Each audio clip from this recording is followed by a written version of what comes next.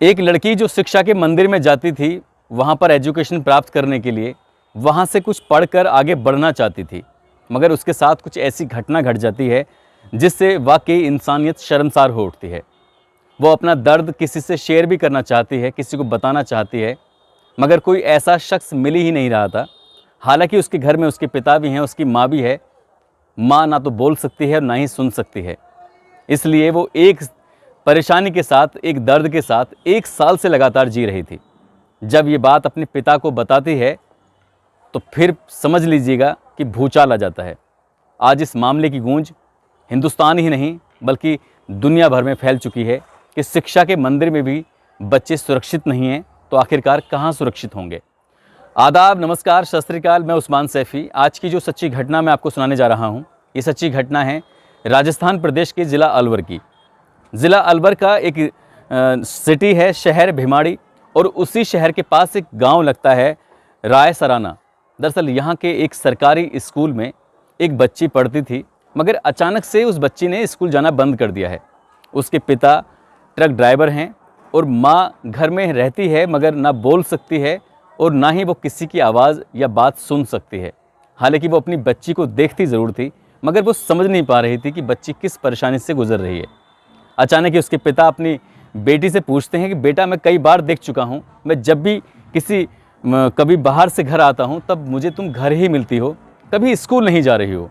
आखिरकार क्या बात है, तुम स्कूल क्यों नहीं जाना चाहती, जबकि तुम पढ़ लिख कर बड़े बनकर एक अच्छा डॉक्टर बनना चाहती थी।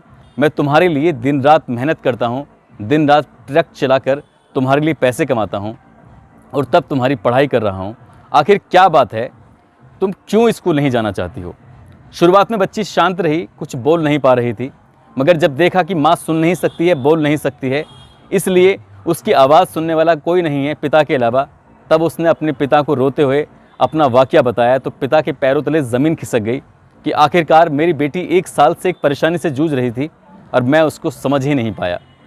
दरअसल ये लड़की गाँव के ही सरकारी स्कूल में जाती है और वहाँ करीब 1 साल पहले उस बच्ची को इस स्कूल की 2 शिक्षिकाएं अपने साथ लेकर जाती हैं कि बेटा, तुम्हारे साथ तुमसे कुछ ज़रूरी काम है, हमारे साथ चलो। वो जहाँ लेकर जाती हैं वो एक सुनसान जगह थी, एक आध वहाँ पर घर बना हुआ था। उस घर में जाकर देखती हैं तो वहाँ प्रिंसिपल साहब हैं और इसी स्कूल के 3 शिक्षक और मौजूद हैं। वहाँ खाना पीना चल रहा था, 2 शिक्षिकाएँ पहले से ही मौजूद थीं, इसलिए इस बच्ची के दिमाग में कोई ऐसी बात नहीं आती है।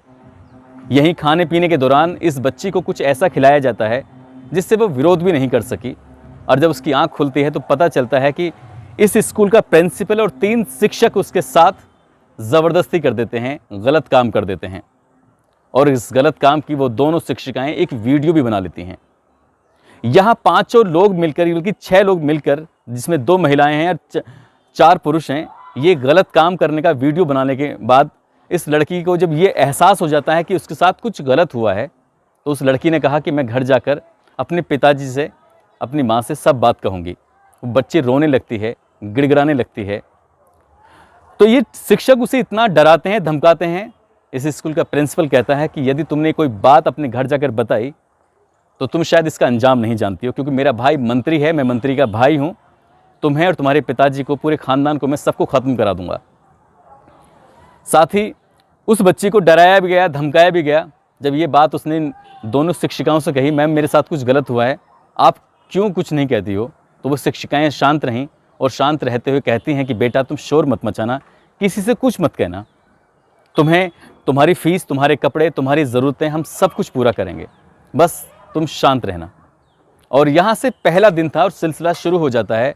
जब इन शिक्षकों का मन करता था, जब इस प्रिंसिपल का मन करता था, तब उस बेटी के साथ वो मुँह काला करते थे और ये सिलसिला शुरू हो जाता है। कभी 1 शिक्षक, कभी 3 शिक्षक, कभी 2 शिक्षक, जब जब मन करता था तब तब उस बेटी के साथ गलत होता रहा। मगर दीपावली का जैसे त्यौहार आता है, तो दीपावली के त्यौहार के बाद वो लंबी छुट्टियां होती हैं, उन छुट्टियों के बाद इस बेटी ने स्कूल जाना बंद कर दिया, क्योंकि अब यहाँ इसके साथ पढ़ाई नहीं हो रही थी, इसे पढ़ाया नहीं जाता था, बल्कि इसके साथ हर दिन कुछ ना कुछ ऐसा होता था जब भी मौका मिलता था। मगर ये बात इस विद्यालय के, इस स्कूल के चंद लोगों को मालूम थी। बेटी अपनी परेशानी किसी को जाहिर भी नहीं कर पा रही थी, क्योंकि उसके घर में ना कोई भाई है, ना बहन है, और ना कोई ऐसा दोस्त साथ था जिस दोस्त से वो बात कहती पहले ही दिन उसने जब विरोध किया था तो शिक्षिकाओं ने उसको लालच दिया और उसके स्कूल के टीचर ने, उसके स्कूल के प्रिंसिपल ने उसको धमकियां दी थी कि अगर तुमने किसी से कुछ कहा तो तुम्हारे परिवार वालों को जान से मार दिया जाएगा। तो शायद उसने अपने परिवार को बचाने के लिए इस दर्द को, इस परेशानी को सहन करती रही। जब एक दिन उसके पिता ने उसे पूछा तो तब जाकर वो अपनी परेशानी बयां कर पाई।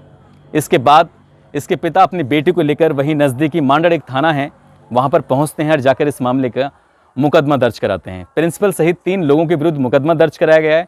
साथ ही दोनों शिक्षिकाओं को भी इसमें शामिल किया गया है, क्योंकि ये भी इस कृत्य में उनका साथ दे रही थी। बेटी शिक्षा के मंदिर में भी सुरक्षित नहीं है तो कहाँ सुरक्षित होगी। और इसके बाद जैसे ही ये मुकदमा दर्ज होता है तो फिर इसके बाद 3 और लड़कियां सामने आती हैं, वो भी मुकदमा दर्ज कराती हैं। वो कहती हैं कि हमारे साथ भी ऐसे ही गलत काम हो रहा था। मैं कई कहानियों में आपको बता चुका हूँ, यदि आपके साथ कुछ गलत होता है तो पहले ही दिन विरोध कर दीजिए।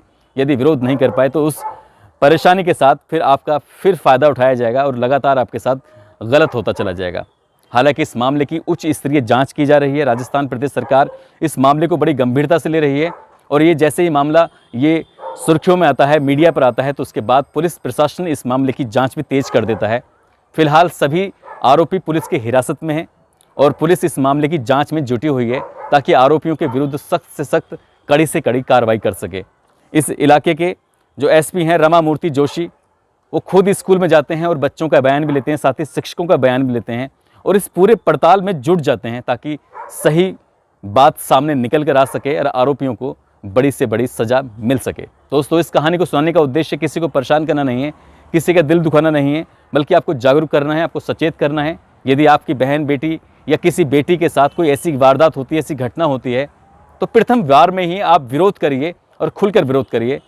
कोई नहीं सुनता है तो पुलिस का सहारा लीजिए या पुलिस के पास जाइए या फिर किसी ऐसे समझदार या किसी ऐसे व्यक्ति के पास जाइए, सोशलिस्ट के पास, ताकि वो आपकी आवाज़ को बुलंद करके आगे तक पहुंचा सके। आप मीडिया का सहारा लीजिए, आप वीडियो बनाकर उसको वायरल कर दीजिए, आपकी मदद होगी, हर हाल में होगी।